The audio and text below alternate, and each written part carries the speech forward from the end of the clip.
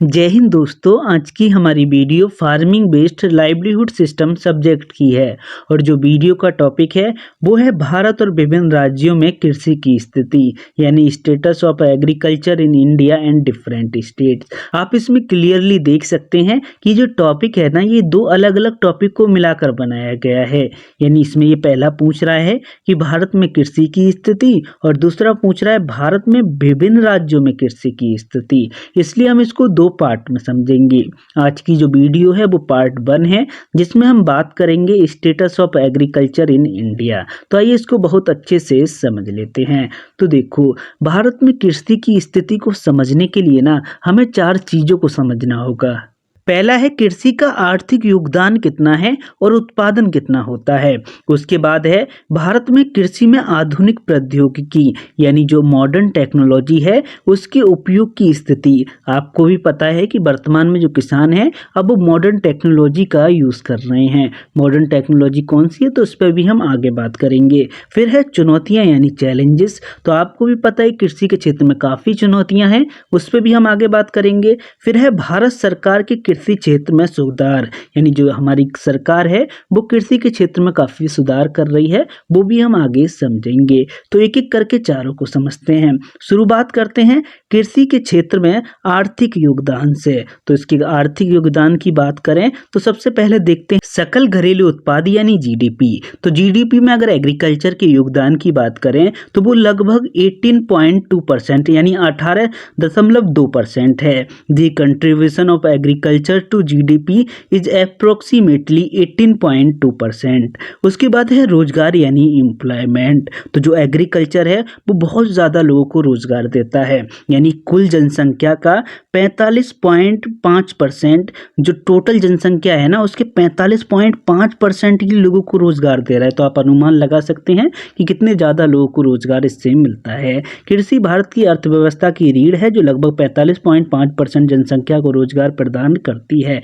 Agriculture is the backbone of Indian economy, providing employment to about 45.5% of the population. इसके बाद next है निर्यात यानी एक्सपोर्ट। तो देखो, जो भारत है ना वो विश्व में चावल, गेहूं, कपास, मसाले, आपकी सब्जियां हो गई, फूल फल, इनका काफ़ी बड़ी मात्रा में निर्यात करता है। अब इससे आप एक अनुमान लगा सकते हैं कि अगर निर्यात कर रहा है तो इसका सीधा सा मतलब है कि भारत जो एग्रीकल्चर है उसके फील्ड में आत्मनिर्भर है। यानी हम उतना प्रोडक्शन करते हैं कि हम अपनी आवश्यकताओं को भी पूरा कर लें और विदेश में भी हम इसको एक्सपोर्ट करते हैं। India is a major exporter of rice, wheat, cotton, spices etcetera in the world.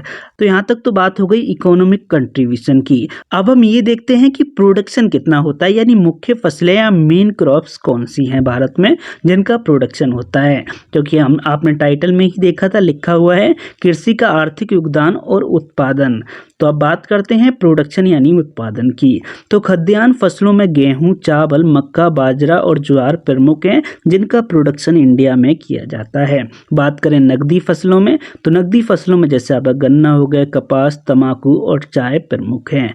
और बागवानी फसलों में फल और सब्जियों के उत्पादन में भारत का विश्व में दूसरा स्थान है। तो आप देख सकते हैं कि जो फल और सब्जियां हैं उनका भी प्रोडक्शन काफ़ी बड़े लेवल पे किया जाता है। इंग्लिश में देखो, wheat, rice, maize, millet and sugar cane are the major food crops. Cash crop में आपका शुगर कैन, कॉटन, तंबाकू एंड टी हो गई। हॉर्टिकल्चर क्रॉप में India rank second in the world in the production of fruits and vegetables.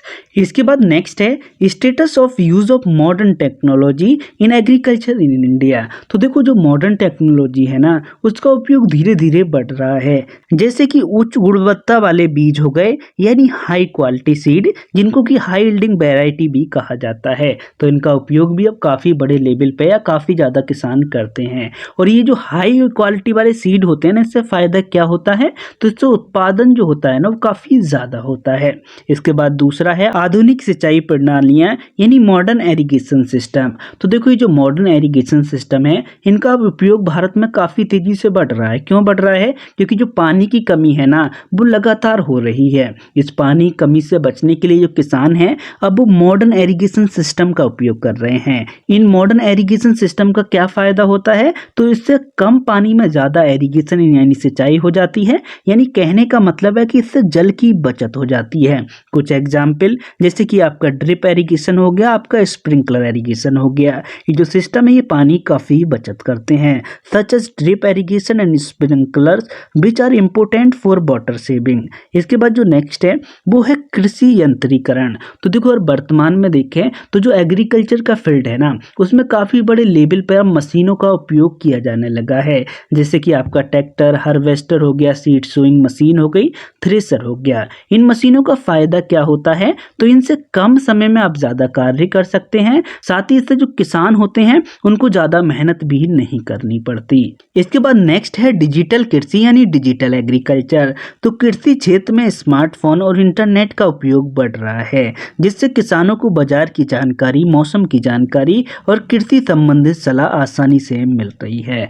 तो देखो अगर वर्तमान में देखें ना तो वर्तमान में जो डिजिटल एग्रीकल्चर है वो काफ़ी तेज़ी से बढ़ रहा है, क्योंकि अब जो किसान हैं वो भी मोबाइल का उपयोग और इंटरनेट का उपयोग कर रहे हैं, जिससे क्या फ़ायदा हुआ है कि एक तो उनको आसानी से आपका कोई सलाह देनी है, कुछ मैसेज देना है तो वो आसानी से दे सकते हैं अब। और दूसरा बहुत ज़्यादा ऐसी वेबसाइट आ गई हैं जिससे जो किसान है ना वो घर बैठे ही अपनी प्रोडक्ट को सीधा मोबाइल से ही सेल कर सकते हैं। इंग्लिश में देखो, the use of smartphones and internet is increasing in the agriculture sector due to which farmers are easily getting market information, weather information and agricultural advice. इसके बाद जो नेक्स्ट है चुनौतियां यानी चैलेंजेस। तो देखो जो हमारी कृषि की स्थिति है ना उसमें चुनौतियां भी बहुत ज़्यादा हैं। चुनौतियां क्या क्या हैं तो एक एक करके समझते हैं।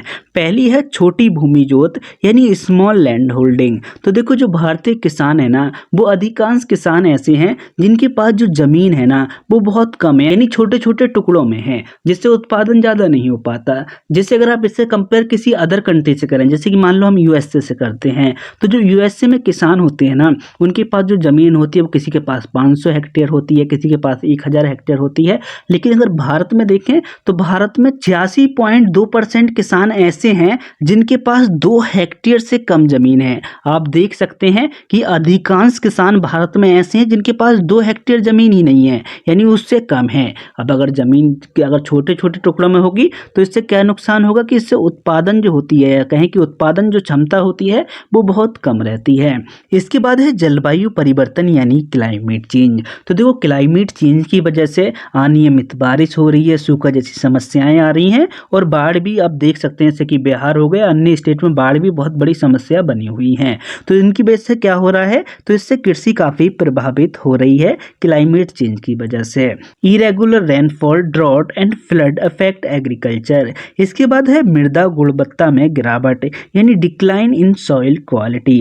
अत्यधिक उर्वरक और कीटनाशकों के उपयोग से मृदा की उर्वरता कम हो रही है, यानी वर्तमान में आप देख सकते हैं कि जो किसान होते हैं वो बहुत ज़्यादा उर्वरकों का उपयोग कर रहे हैं, साथ ही कीटनाशकों का भी उपयोग कर रहे हैं। इससे जो मृदा है उसकी जो उर्वरता यानी जो उसकी फर्टिलिटी है वो लगातार कम हो रही है। Excessive use of fertilizers and pesticides is reducing soil fertility. इसके बाद नेक्स्ट है कृषि भूमि में कमी यानी डिक्रीज इन एग्रीकल्चर लैंड। तो देखो जो एग्रीकल्चर लैंड है ना उसमें लगातार कमी आ रही है। कमी क्यों आ रही है, तो उसका कारण है सड़क निर्माण, भवन निर्माण और औद्योगिकरण के कारण जो कृषि क्षेत्र है वो लगातार कम हो रहा है। Due to road construction, building construction and industrialization the agriculture land is continuously decreasing. इसके बाद नेक्स्ट है जल संसाधन की कमी यानी शॉर्टेज ऑफ वाटर रिसोर्सेज। तो आपको भी पता है कि जो पानी है ना वो लगातार कम हो रहा है, यानी जो अंडरग्राउंड वाटर है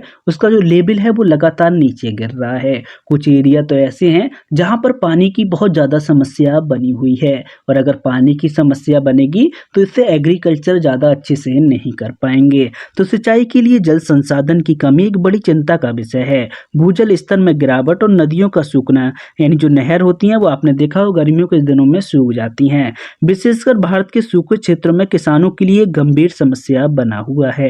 तो जो इंग्लिश मीडियम वाले हैं आप इसको खुद लिख सकते हैं, इसमें ज़्यादा कुछ है नहीं, यानी जल संसाधन की कमी लिख देना, उसमें थोड़ा एक्सप्लेन कर देना कि जो भारत उसमें लगातार पानी की कमी हो रही है। इसके बाद नेक्स्ट है प्रौद्योगिकी का अभाव यानी लैक ऑफ टेक्नोलॉजी। तो हरित क्रांति के बाद तकनीकी सुधार हुआ है, लेकिन छोटे और सीमांत किसानों तक नई तकनीकी और मशीनरी की पहुंच अभी भी सीमित है।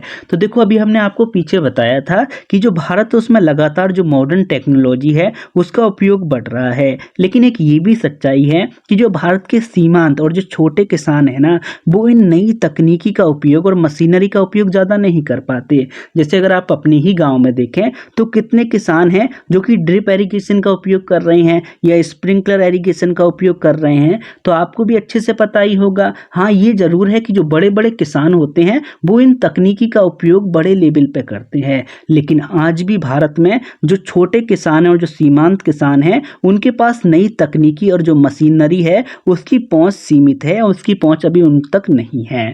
इसके बाद जो नेक्स्ट है भारत सरकार की कृषि क्षेत्र में सुधार। तो देखो, जो हमारी सरकार है वो भी कृषि की स्थिति को अच्छा करने के लिए नई नई योजनाएं लाती रहती है जिससे कृषि का विकास हो।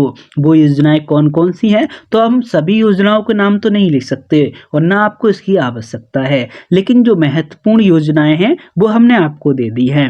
जिसमें पहली है प्रधानमंत्री किसान सम्मान निधि योजना। इसमें क्या होता है, तो इसमें किसानों को वित्तीय सहायता दी जाती है। फिर है प्रधानमंत्री फसल बीमा योजना। तो फसल क्षति के मामले में किसानों को सुरक्षा प्रदान की जाती है।